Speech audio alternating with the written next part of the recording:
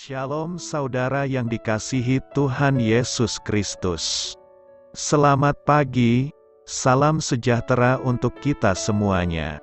Selamat datang kembali di Renungan Rohani pagi hari ini. Semoga saudara yang terkasih dalam keadaan sehat selalu, kiranya damai dan sukacita Roh Kudus melimpah di dalam hati dan pikiran saudara saat ini. Sebelum kita mulai renungan pagi ini, marilah kita bersama-sama berdoa. Tuhan Yesus, terima kasih sudah membangunkanku pagi hari ini. Terima kasih atas penyertaan dan perlindungan Tuhan.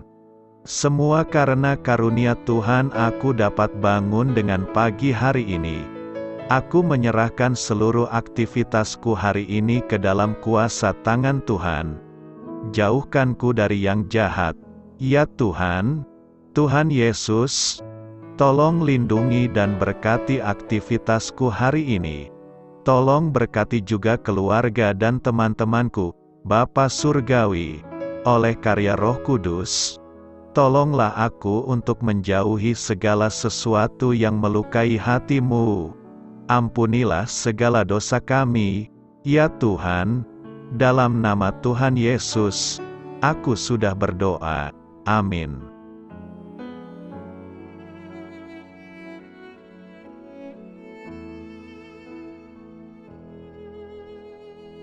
Sahabat Suara Sion, pembacaan ayat emas Alkitab renungan kita hari ini.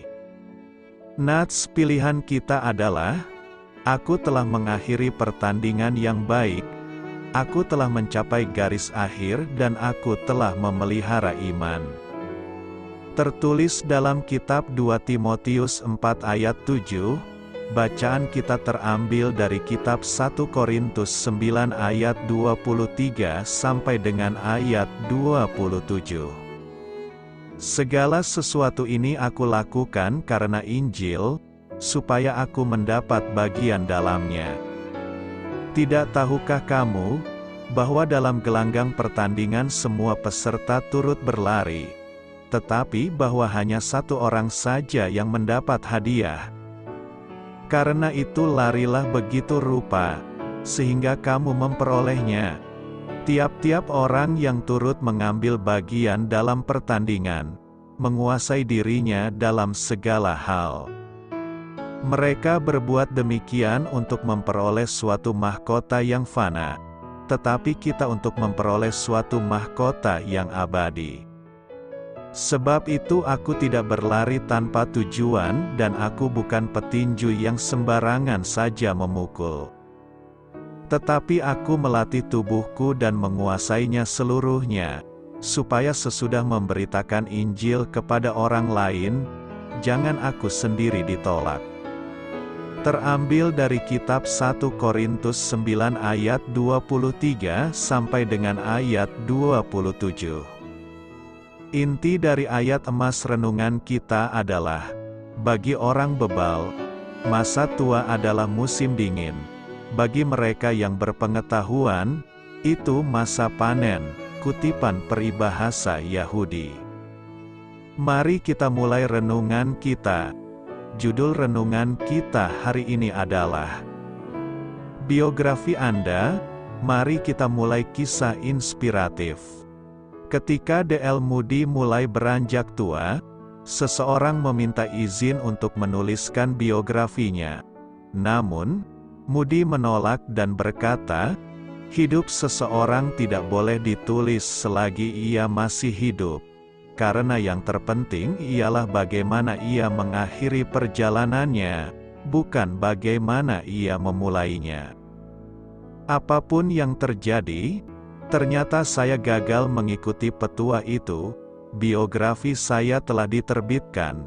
Meskipun demikian, saya sepakat dengan Moody bahwa bagaimana seseorang menjalani akhir hidupnya merupakan ujian penting bagi seorang murid sejati. Yang perlu terus kita lakukan adalah menjaga hubungan yang dekat dengan Sang Juru Selamat. Dengan demikian, kita dapat yakin bahwa kita tidak saja akan masuk surga, tetapi juga memperoleh mahkota kemenangan. Paulus sangat serius memikirkan tentang kemungkinan ia ditolak oleh Tuhannya. Ia adalah seorang beriman yang telah ditebus dan melayani Tuhan. Tetapi ia sempat takut bahwa setelah diuji pelayanannya ternyata tidak lebih seperti kayu, rumput kering, atau jerami, dan bukan emas, perak, atau batu permata. Bagaimanakah kira-kira penilaian yang akan Tuhan berikan atas hidup kita, bila ada seseorang yang mencoba mengevaluasi kita? Dapatkah ia mengatakan dengan jujur bahwa kita tetap berbuah, bahkan pada masa tua? Apapun panggilan hidup yang kita kejar, dengan pertolongan Roh Kudus kita akan tetap teguh, tidak goyah, dan selalu giat dalam pekerjaan Tuhan. Jika disederhanakan, kehidupan ini dapat diumpamakan sebagai sebuah pertandingan. Setiap orang perlu mempersiapkan diri untuk menjadi yang terbaik. Latihan rutin harus dilewati agar otot-otot memiliki kekuatan dan daya tahan yang baik. Nafas perlu diatur agar dapat terkoordinasi dengan tenaga yang diperlukan saat pertandingan tiba. Kadang perlu beban yang berat agar otot-otot menjadi rusak, untuk sesaat akan mengalami rasa sakit. Namun seiring waktu, otot-otot akan beradaptasi sedemikian rupa, membentuk tubuh dalam bentuk yang diperlukan untuk sebuah pertandingan. Tiba gilirannya pertandingan tiba, maka setiap atlet harus menampilkan tampilan terbaik. Ia akan berupaya untuk menjadi yang terdepan, terkuat dan tercepat demi mencapai garis akhir dan dinyatakan sebagai pemenang.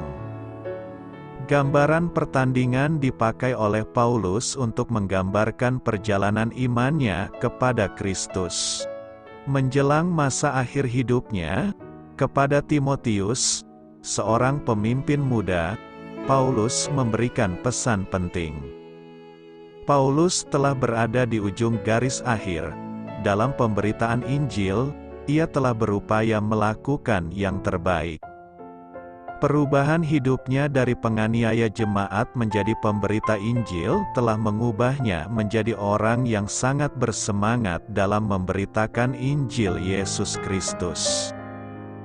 Bak sebuah pertandingan, Paulus menyatakan bahwa ia telah mengakhiri pertandingan yang baik. Aku telah mencapai garis akhir dan aku telah memelihara iman.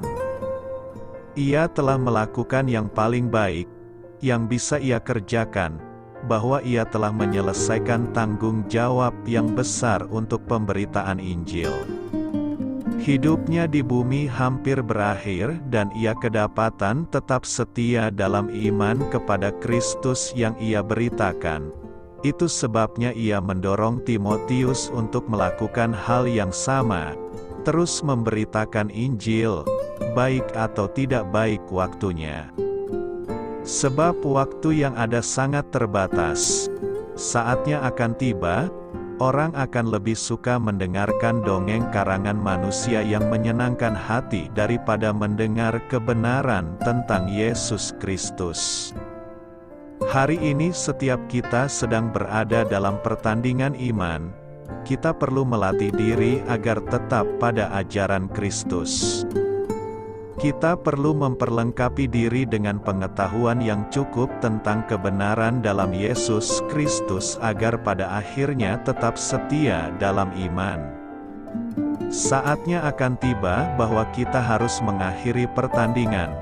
Dan hanya seorang pemenang yang akan memakai mahkota kehidupan kekal. Amin. Marilah kita renungkan di dalam hati kita. Doa saya menyertai saudara sekalian. Saya memberkati Anda agar sewaktu Anda mencarinya dari Dia, Bapa Surgawi Anda akan memberikan bagi Anda roti harian Anda. Dalam nama Yesus Kristus, Tuhan yang berkuasa atas alam semesta dan menuntun kita kepada iman yang menyelamatkan, Tuhan Yesus menyertai senantiasa. Tuhan memberkati. Amin.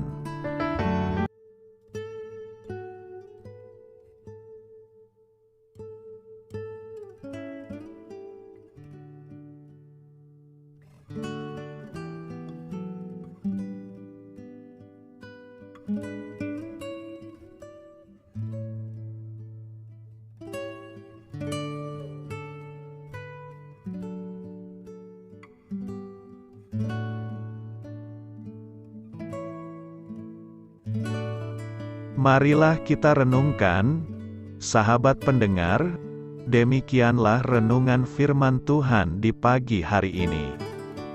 Semoga menjadi berkat di dalam hidup kita, dan sebelum kita memulai segala aktivitas kita pagi hari ini, marilah kita berdoa. Selamat pagi Bapa, malam hari telah berganti pagi, kehidupan baru telah Engkau berikan kembali bagi kami. Bapa Surgawi, tolonglah aku menyadari kebutuhan orang lain, supaya aku dapat membagikan apa yang telah Engkau berikan kepadaku. Pada saat aku membutuhkan, berilah aku keyakinan bahwa Engkau akan mencukupkanku, melalui orang-orang yang mengasihi-Mu. Bukan karena kami pantas atau layak, namun karena kasih karunia-Mu, kami boleh ada, sebagaimana kami ada di pagi hari ini. Terima kasih Tuhan, atas kesempatan baru yang telah Tuhan berikan kepada kami, untuk bisa memperbaiki diri agar kami bisa lebih layak di hadapan-Mu. Hari ini kami serahkan semua perkara dan kesulitan yang akan kami lalui ke dalam tangan-Mu. Biarkanlah kami bisa memuliakan-Mu dalam segala aktivitas yang akan kami lakukan. Amin. Biarlah firman Tuhan menjadi pengingat untuk kita semua, bahwa tuntunan dari Roh Kudus akan selalu memberi jalan keluar bagi setiap permasalahan hidup kita, dan memberi kedamaian di hati kita. Sampai jumpa di renungan pagi rohani Suara Sion berikutnya. Kiranya Tuhan selalu memberkati saudara semua hari ini. Amin. Shalom.